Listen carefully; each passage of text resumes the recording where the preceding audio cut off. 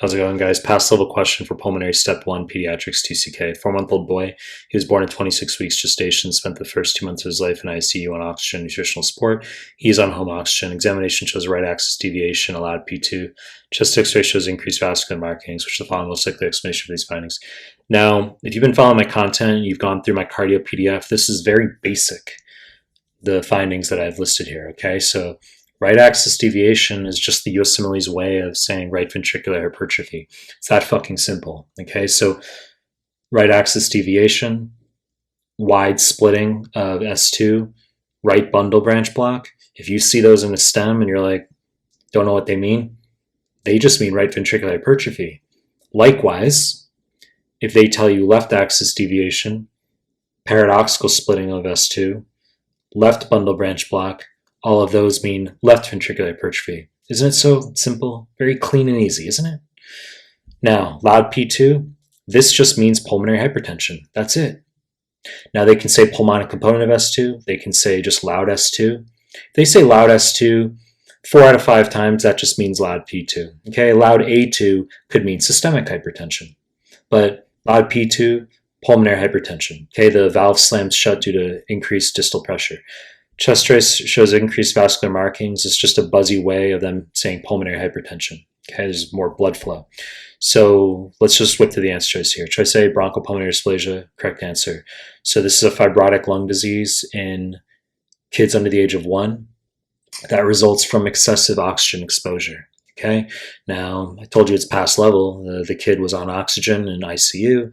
Kids on home oxygen. This is what USMLE is going to do. It's just a fibrotic lung disease. It's just a simple definition. You need to know retinopathy of prematurity. Okay, that can also occur due to excess oxygen. So that's all you need to know for that diagnosis. Very past level. Let's just whip through the others. I'll tell you some highlight points. Hyaline membrane disease, wrong fucking answer, aka NRDS, neonatal respiratory distress syndrome. So obviously this is deficiency of surfactant production. So classically under 34 weeks gestation. So you have lecithin to sphingomyelin ratio, aka dipalmitoyl phosphatidylcholine to sphingomyelin ratio should be greater than 2 to 2.4. So you have type 2 pneumocytes that decrease lamellar bodies to the specialized organelle that secretes surfactant.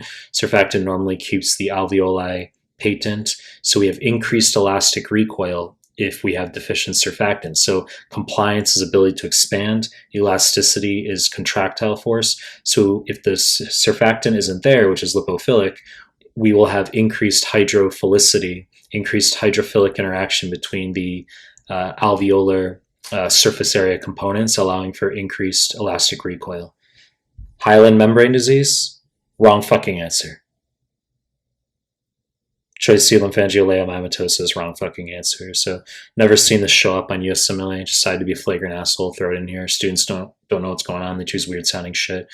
You could be peripherally aware that this is something that shows up in tuberous sclerosis, okay? So autosomal dominant, and that's one of the phacomatoses, so fancy vocabulary word that means neurocutaneous disorders. So NF1, NF2, tuberous sclerosis, von Hippel-Lindau, Sturge-Weber, spelled Sturge-Weber.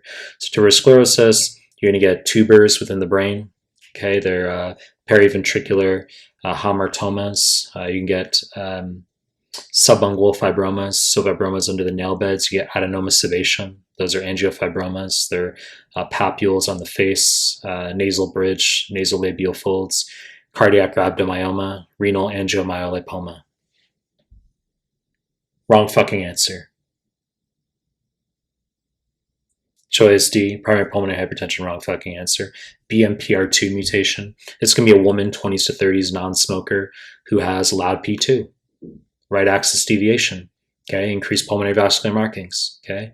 But it's primary pulmonary hypertension, means it's not due to a secondary cause, such as smoking or cystic fibrosis or idiopathic pulmonary fibrosis. There's not a known identifiable secondary cause that is responsible for the pulmonary hypertension. Okay, it's just an idiopathic presentation, but we can link it to BMPR2 mutation. USMLE wants you to know that bosentan, which is an endothelin-1 receptor antagonist, is a high-yield treatment for pulmonary hypertension, especially primary pulmonary hypertension. Endothelin-1 is a vasoconstrictor, so obviously we're mitigating the vasoconstriction.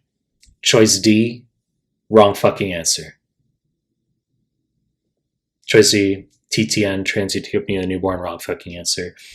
This is going to present on 2CK peds exactly like NRDS, except the neonate's term.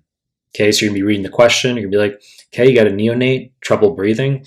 Sounds like NRDS, but wait a second, he's term. That's TTN, okay? So transient tachypnea newborn.